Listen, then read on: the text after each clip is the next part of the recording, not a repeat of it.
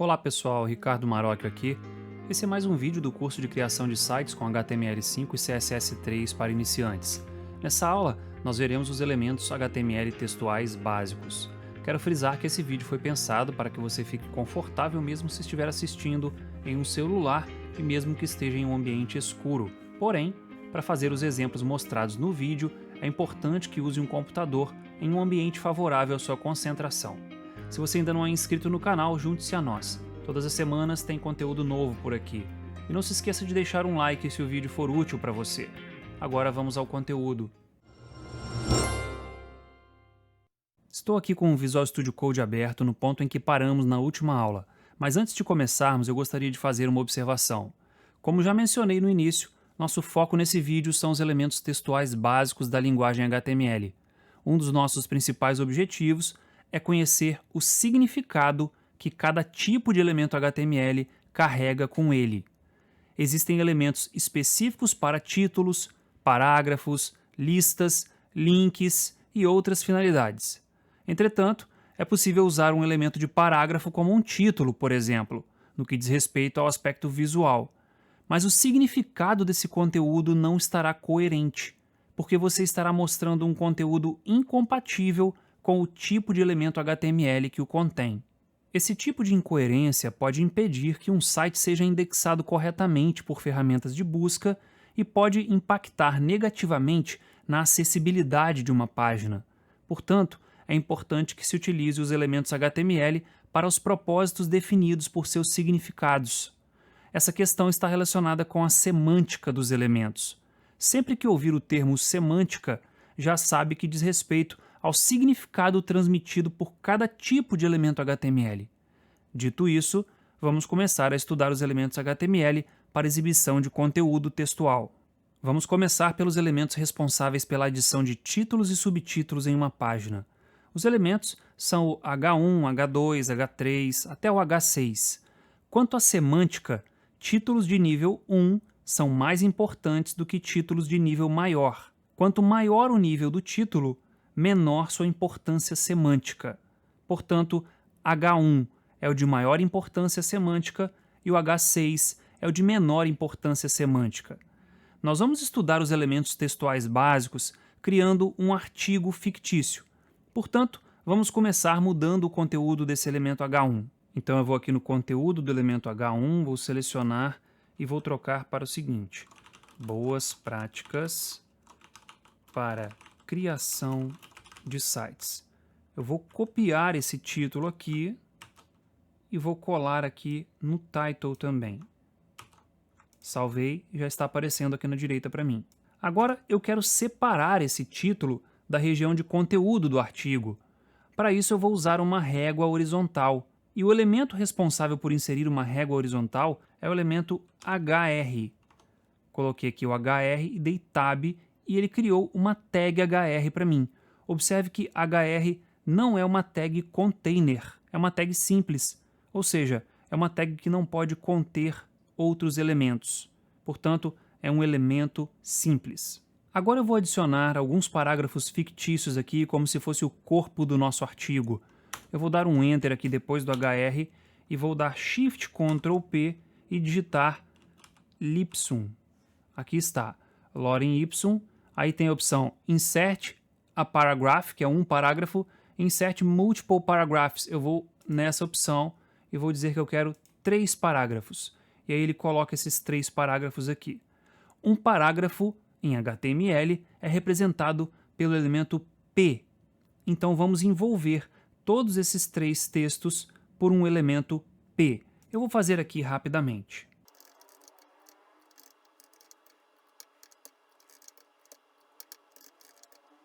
Aí está, por enquanto nós temos um título, uma régua horizontal e 3 parágrafos.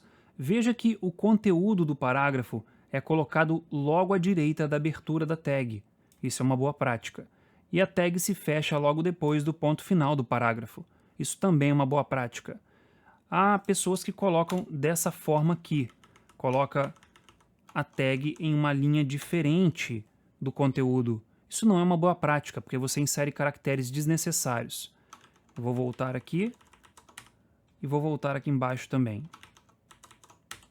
Agora eu vou descer um pouco aqui e vou adicionar um título de nível 2, H2, e vou colocar tecnologias envolvidas. Agora aqui embaixo eu vou usar uma lista de elementos. Existe um elemento HTML próprio para a criação de listas, que é o elemento UL. Eu vou fazer uso desse elemento. Vou abrir aqui então uma tag UL. Observe que a tag de fechamento já foi colocada pelo VS Code para mim. E agora eu vou colocar os itens dessa lista. LI vem de List Item e UL vem de Unordered List, ou lista não ordenada. Veja que ali na visualização, na renderização da página, já aparece uma bolinha ali indicando um item de uma lista. E agora eu vou colocar algumas tecnologias como itens dessa lista. Aí está, temos uma lista não ordenada com 5 elementos. Por padrão, os marcadores dessa lista, de uma lista não ordenada, é essa bolinha preenchida. Mas, usando o CSS, eu posso alterar o tipo de marcador de uma lista. Nós veremos isso no futuro.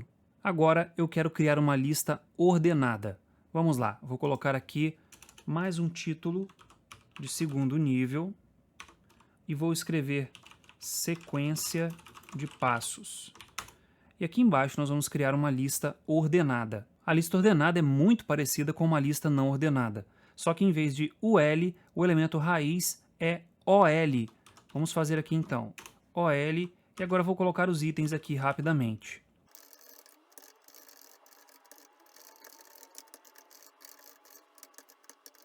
Pronto, nós temos agora uma lista ordenada. Observe que, por padrão, o método de ordenação usa algarismos arábicos. Vamos ver alguns atributos interessantes de uma lista ordenada. O primeiro deles é o atributo type. Vou dar um igual aqui. Eu tenho 5 opções. A primeira são os algarismos arábicos. A segunda são letras em maiúsculas. Vamos testar aqui. Veja que apareceu aqui ABCDE em maiúscula. Eu posso usar em minúsculas. Aí está. Posso usar algarismos romanos em maiúsculas e algarismos romanos em minúsculas, usando o I minúsculo ali no type. Eu vou deixar aqui algarismos arábicos. Eu também tenho um atributo para controlar em que número a lista vai começar. Start igual, vou colocar aqui 4. Aí está. Começa em 4, 5, 6, 7, 8. E por fim, eu tenho um último atributo que é o reversed.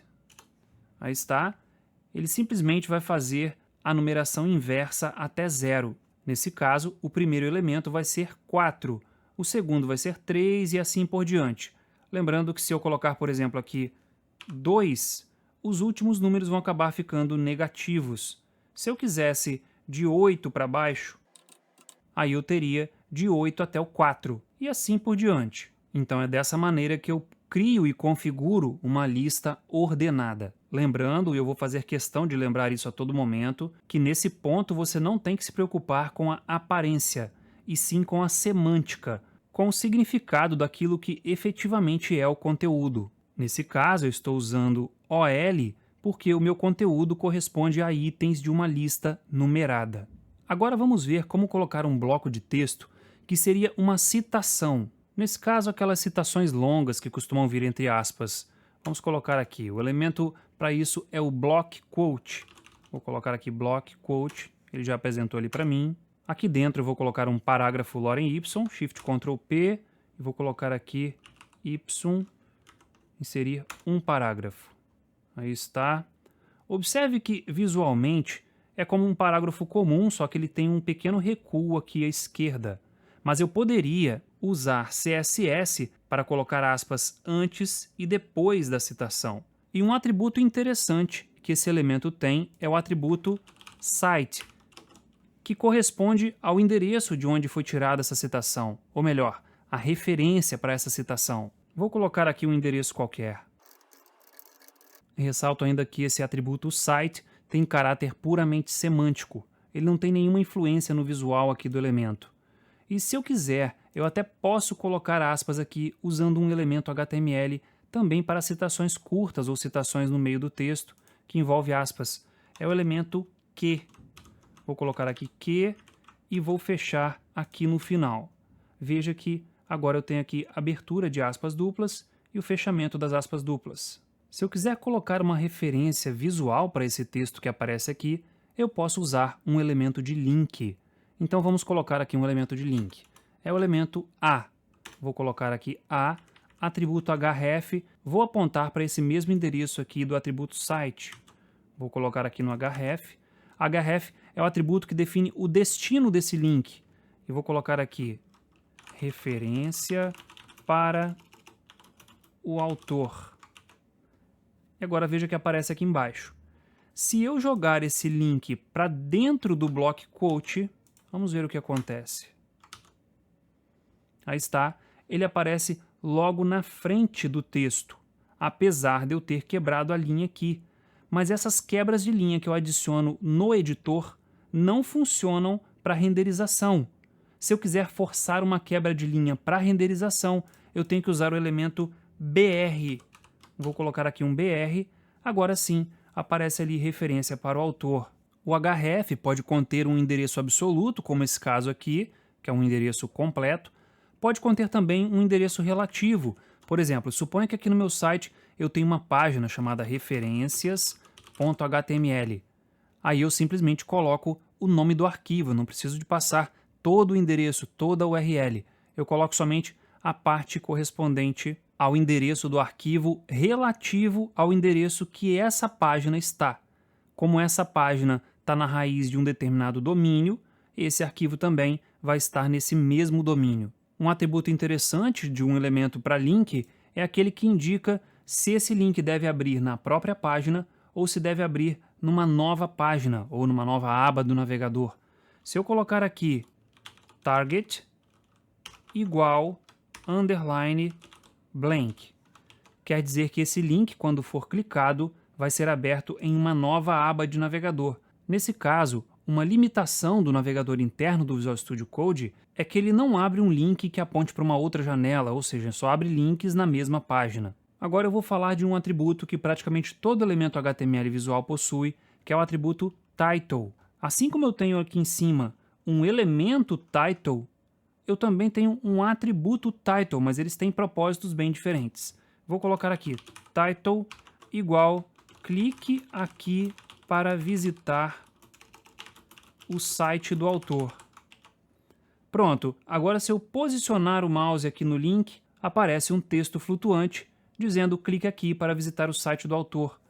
Todos os elementos HTML visuais possuem esse atributo title. Agora que nós já conhecemos o elemento de link, nós vamos conhecer um novo elemento que é o de listas de definição. Eu vou colocar aqui um novo título de segundo nível e vou escrever lista de definições.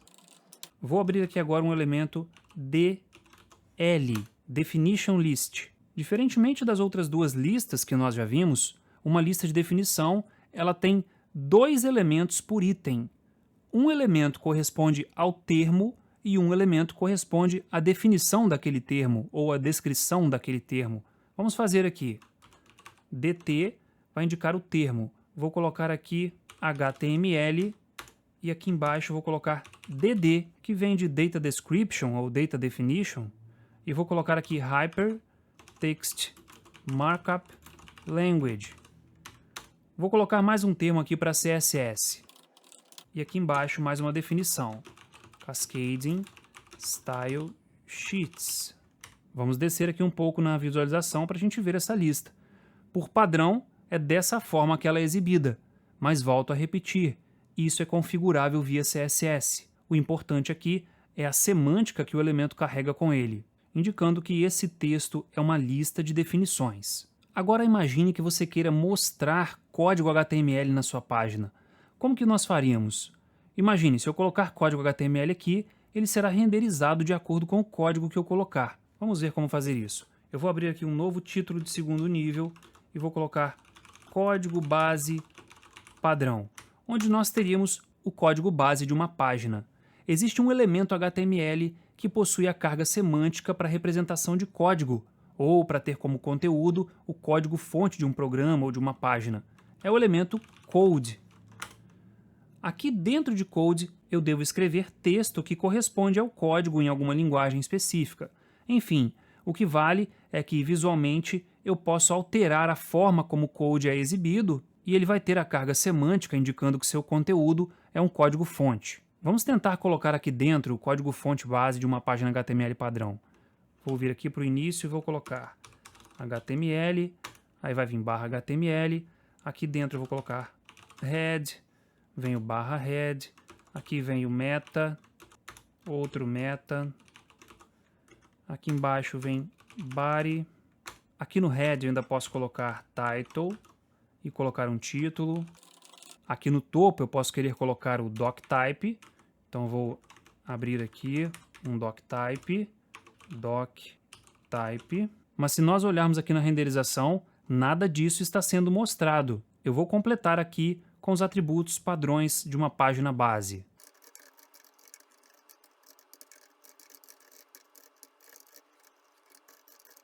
Pronto, nós temos aqui o esqueleto de uma página base HTML5. Agora eu queria realmente exibir isso aqui. Bem, se você usar os símbolos de menor e maior dessa forma, o navegador vai interpretar isso aqui como tag HTML, e é por isso que ele não consegue exibir. Portanto, nós temos que trocar esses símbolos por algo que realmente faça aparecer o símbolo, mas sem a semântica de uma tag. E existe uma coisa chamada entidade HTML para esse fim. Vou colocar aqui uma entidade HTML que representa o símbolo de menor, que é o e-comercial LT ponto e vírgula. LT vem de less than, ou menor do que. É o símbolo de menor. Agora eu vou descer um pouquinho e aqui eu já consigo ver menor, doctype, HTML maior. Aí o símbolo de maior aparece, porque aqui não tem tag de abertura. Aí ele interpreta isso aqui como um caractere normal. Porém, é uma boa prática eu colocar aqui também uma entidade HTML que represente o símbolo de maior.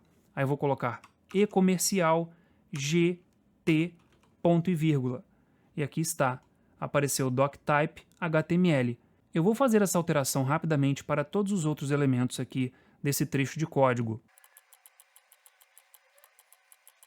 Pronto, substituí aqui todos os elementos. Opa, faltou um aqui, Ctrl V, e faltou também um aqui, Ctrl V. E agora, se nós olharmos aqui o conteúdo, tudo está na frente um do outro. Mas eu não quero que apareça dessa forma. Eu quero que apareça um embaixo do outro e com as devidas indentações.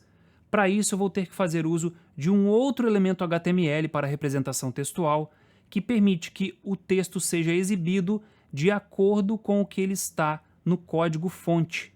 Esse é o elemento pré. Então, antes aqui do code, eu vou abrir um elemento pré, que corresponde à pré-formatação. Então, o meu próprio documento indica como deve ser a formatação desse conteúdo. Vou dar um tab aqui. Aqui também para dizer que o code está dentro dele.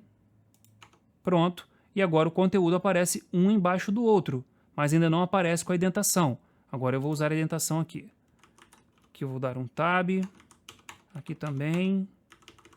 Aqui no título. Aqui também. Aqui eu posso dar mais um tab. Agora está ok ali o head. E o body eu posso jogar um para dentro também. Aí está. Agora o meu código está sendo exibido corretamente. Veja que a minha página já tem tanto conteúdo que está dando rolagem. Agora vamos fazer algumas observações para valorizarmos a utilidade do elemento pré. Se nós não tivéssemos o elemento pré, eu teria que colocar quebra de linha em todas essas linhas. Além disso, em todos esses locais aqui que tem espaços adicionais para fazer a indentação, em cada espaço eu teria que colocar uma entidade HTML que representasse um espaço.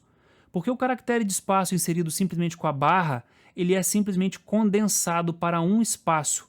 Então, aqui em código base padrão, se eu der aqui 20 espaços, aqui na renderização eu vou continuar tendo um espaço, porque aqui vai acontecer uma condensação intrínseca. Se eu quiser colocar vários espaços realmente, eu tenho que colocar aqui a entidade HTML nbsp ponto e vírgula e repetir isso aqui quantos espaços eu quiser. Agora veja que código se afastou de base. Eu vou remover aqui porque eu não quero dessa forma. Lembrando que o elemento pré não serve só para exibir códigos fontes. Ele pode ser usado para exibir letras de música, poemas, cifras, enfim, coisas que realmente têm uma formatação com uma palavra embaixo da outra e que a gente consegue fazer no código-fonte e gostaríamos que aparecesse da mesma forma na renderização. Agora eu quero falar de um atributo que os elementos HTML em sua maioria possuem. Ele não é de uso obrigatório, mas em algumas situações ele realmente é necessário, principalmente quando se trata de um elemento que vai sofrer alguma alteração dinâmica via JavaScript ou que é afetado por algum outro elemento, alguma programação nessa página. Esse atributo é o ID. Eu vou colocar um atributo ID aqui no topo da página, lá no título. Vou vir aqui no título e vou colocar um ID igual a título. Uma coisa importante é que uma página não pode ter dois elementos com o mesmo ID. Portanto, ele deve ter um valor atômico na página. Páginas diferentes podem ter elementos com o mesmo ID, mas uma mesma página não pode ter dois elementos com o mesmo ID. É um identificador único daquele elemento. Agora eu vou aproveitar esse ID para fazer uma função que geralmente tem nos sites que a página é muito longa e que dá rolagem vertical, que é aquele link que você clica no final para voltar ao topo. Vamos fazer isso. Eu vou descer aqui até o final e vou colocar um link aqui depois do elemento pré. Eu vou abrir um parágrafo e dentro dele vou colocar o link. O href aqui vai apontar para o elemento cujo ID é título. Portanto, essa é uma nova forma de criar link. Agora aqui no texto eu vou colocar voltar ao topo. Pronto, vamos ver como ficou aqui o conteúdo. Nós temos aqui um link voltar ao topo. Vou clicar nele. Aí está. Ele simplesmente foi até o início da página, onde está localizado o elemento título. Essa forma de atribuir um endereço a um link também é possível entre páginas. Por exemplo, eu poderia fazer um link que acessasse um elemento de uma outra página. Aqui, ó, eu posso ter outra página.html, elemento título. Ele abriria outra página.html e posicionaria a barra de rolagem de forma que o elemento título ficasse visível. Agora eu vou falar de alguns elementos que permitem formatar texto no geral. Vamos começar pelo elemento B, que permite colocar um texto em negrito. Eu vou colocar aqui nessa palavra, é o terceiro parágrafo, vou colocar aqui uma tag B e vou envolver essa palavra aqui. Veja no terceiro parágrafo que nós temos aqui essa palavra em negrito. Além de negrito, eu também tenho itálico, que é o elemento I, veja como ficou. Tenho também o elemento U para sublinhado, de underline, aí está. Tenho o elemento S, vamos ver aqui, o elemento S que coloca um riscado. E eu tenho um elemento que tem uma aparência semelhante, mas tem uma semântica completamente diferente, que é o elemento del, que quer dizer que esse texto foi excluído por algum motivo e substituído por outro. Mas veja que o visual é o mesmo do S. Eu tenho também o elemento big, aí está, ele mostra o texto em um tamanho um pouco maior. Esse um pouco é configurável via CSS também. Assim como eu tenho big, eu tenho small, /small, em que o texto fica um pouco menor. E eu tenho o último modificador, que é o para dar ênfase, que é o EM. Ele vai ficar itálico, mas, mais uma vez, aqui tem a questão semântica. É um texto que tem uma certa ênfase. Por acaso, a exibição dele é igual à do elemento I, mas a carga semântica é diferente. E para finalizar essa aula, eu quero mostrar como inserir comentários em um texto HTML. Eu vou colocar um comentário aqui acima desse parágrafo. Sinal de menor, exclamação, traço, traço, e ele já fechou para mim ali o comentário. Este é um comentário. Isso não será renderizado pelo navegador e pode me ajudar a lembrar de alguma coisa relacionada a esse trecho de código-fonte. Enfim, é um comentário de código-fonte como outro qualquer. Um detalhe importante é que quando você coloca uma página em produção, é interessante remover todos os comentários. Caso contrário, esses comentários serão enviados para o usuário. E isso pode representar um volume de dados significativo, dependendo da audiência de uma determinada página. Bem, com isso a gente chega ao fim de mais um vídeo. No próximo vídeo, nós continuaremos estudando mais alguns elementos da linguagem HTML. Não se esqueça de deixar um like se o vídeo foi útil para você. Muito obrigado pela confiança em meu trabalho, fique com Deus, tenha um ótimo dia e até breve.